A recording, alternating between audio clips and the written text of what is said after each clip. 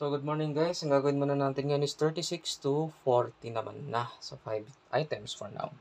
So, for number 36, a new analytical instrument is capable of detecting picogram quantities of a chemical substance.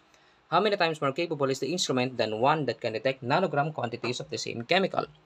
So, ito, magbe-base lang tayo sa units. Ang pinakita sa atin is yung unit ng picogram and yung nanogram. Ang tanong, anong mas bigat sa picogram and nanogram? In this case, ang una natin gagawin is to use this table. So, yung picogram natin is nandito. And yung nanogram natin is nandito. Basing on this graph, it just means na nanogram is 0.000000001 gram.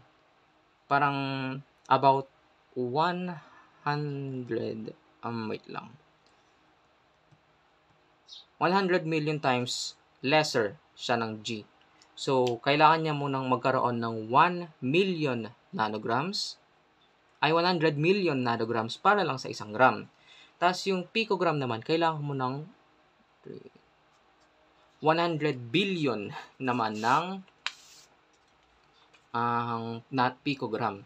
So, ang gagawin lang natin dyan is 0.0000000000001 divided by 0.000000001.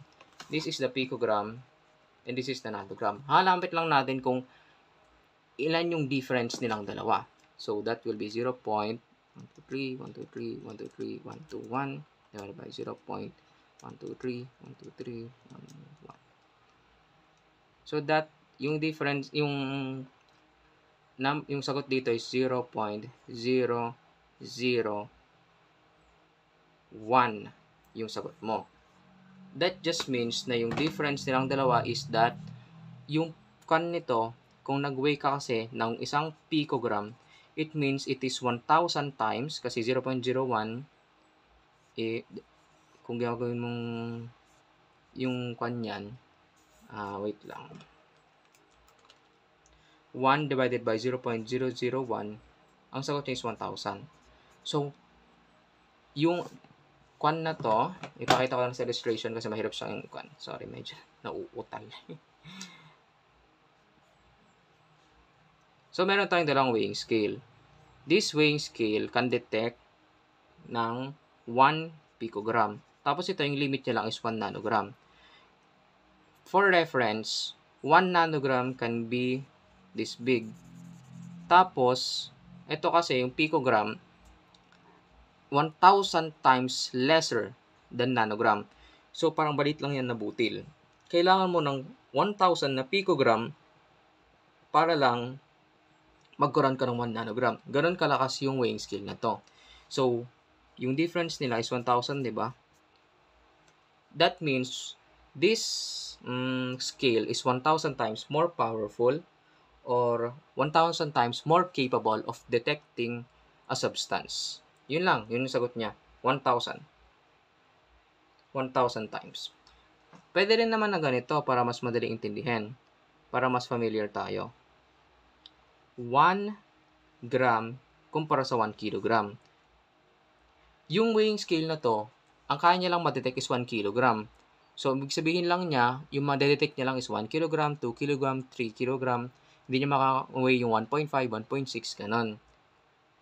Tapos ito naman, kaya niyang i-weigh 1 gram. So, ang mangyayari kasi dito, if you put 1 gram here, it will detect 1 gram. If you put 1 gram sa isang 1 kilogram na capability, walang magpapakita. 0 pa rin yun.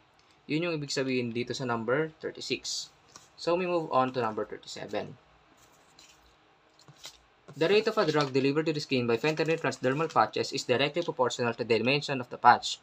If the patch size of 5.5, yan, if a patch size of 5.5 centimeters squared, so that is the area, 5.5 centimeters squared, delivers 12.5 mcg per 1 hour. So, parang yung patch, ilalagay mo sa kamay, 2.5 micrograms ng gamot ang malalagay sa kamay mo sa loob ng isang oras.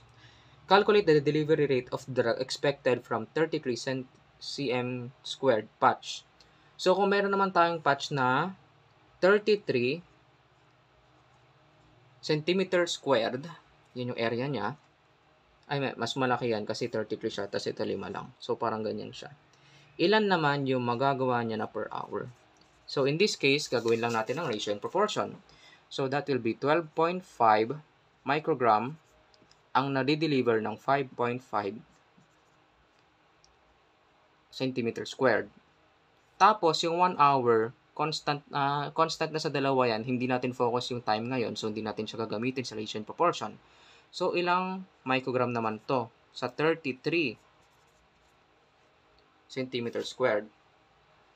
Or square centimeters. Sorry, to square centimeters pala yun. So, ratio and proportion lang din. 5.5x is equal to 12.5 times 33.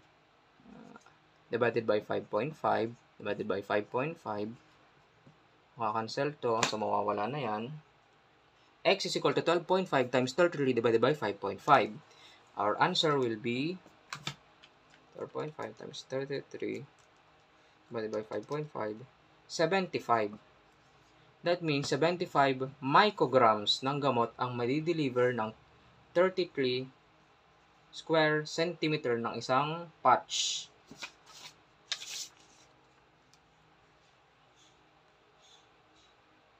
Yeah, to 75 mcg per hour na yan.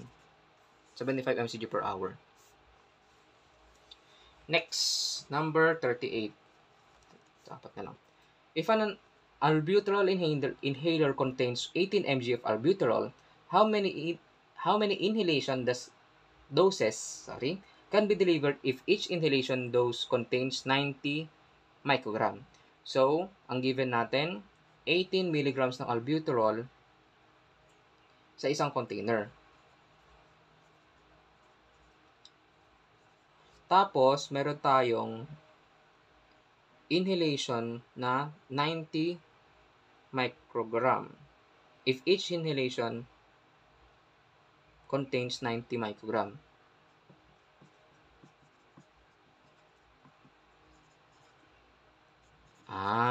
Okay. So, sa case na to, meron tayong 90 mcg sa isang inhalation. Ang tinatanong natin dito is, ilang inhalation ang mali-deliver ng isang container. So, ito, gagawin nating X inhalation. Ito, illustration ulit. May isang aerosol. Sa loob nito, mayroong 18 milligrams. Tapos, sa isang positsik niya, 90 microgram ang ilalabas sa isang inhalation, sa isang spray lang. That is for one dose. Ngayon, ilang dose ang madi-deliver ng lahat ng to? Ganun lang yung concept niya. So, i-convert natin yung 18 milligrams to micrograms. Mas malaki yung milligrams kaysa micrograms. So, ang gagawin natin is 1,000 para mas maging maliit yung unit niya. That is 18,000 micrograms sa isang inhaler. Sa isang bote. 18,000 micrograms. Ngayon, cross multiplication. 90x is equal to 18,000 times 1 is equal to over 90 pala para makancel. X is equal to 18,000 divided by 90.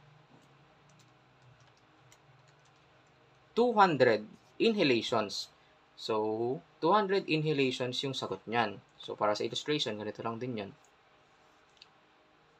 200 inhalations ang meron sa spray na to.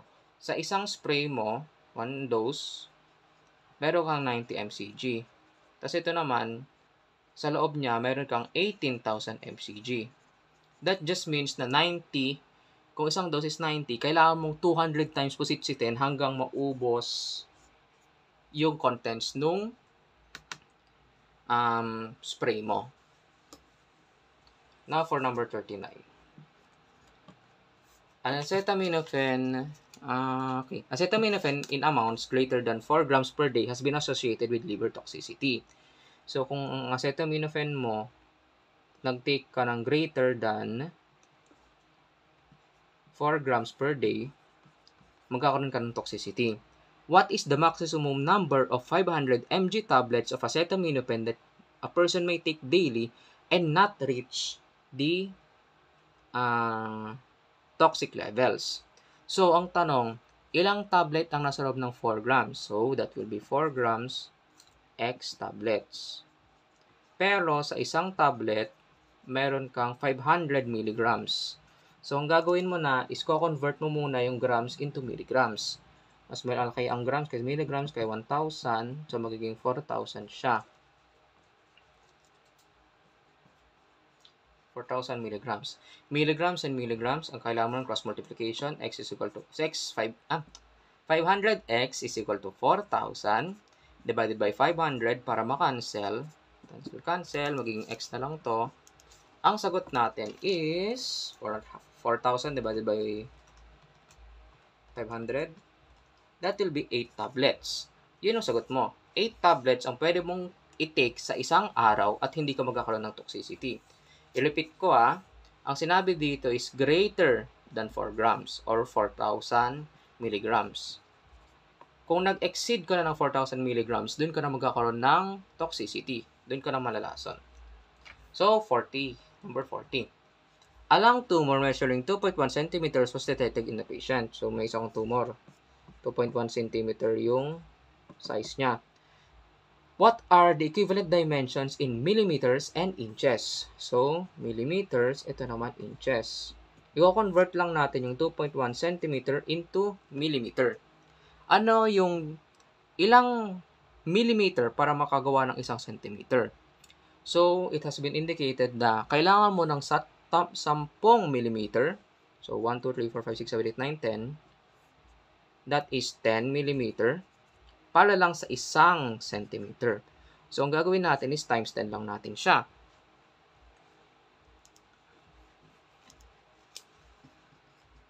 That will be 21 millimeter. Tapos, ilan naman ang inches sa isang centimeter?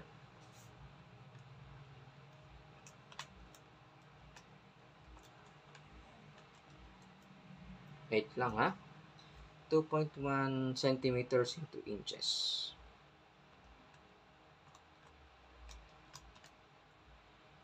Okay. Sa isang yung sagot kasi dito. Okay.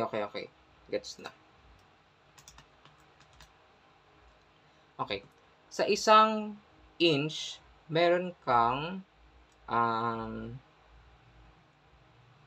2.1 cm into inches. 0.83 inches ang isang centimeter. Wait lang oo, 2.54 pala. So, 1 inch is equal to 2.54 centimeters. Ngayon, anong mas malaki kung sa na to? Mas malaki ang inch kaysa centimeter, so it will be a divide. So, 2.1 times 1 over 2.54. Ang sagot natin dyan is 0.83 inches. So, ang sagot nyo dyan is 21 mm and 0.83 inches. Tapos, ipakita ko naman yung difference niya. So, meron ka dito na 2.54 inches. Tapos, dito naman, meron kang 2.1 centimeter. So, mas malaki talaga yung sa inches. Ganun. So, 2.1 divided by 2.54.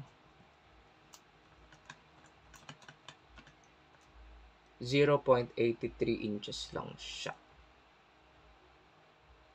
0.83. Yan yung difference niya. That just means na mas malaki talaga ang inches kasi 2.1 centimeters pang kailangan mo para matapatan niya ng 0.83. Sorry, medyo naguluhan doon. Medyo nakalimutan ko na kasi ito.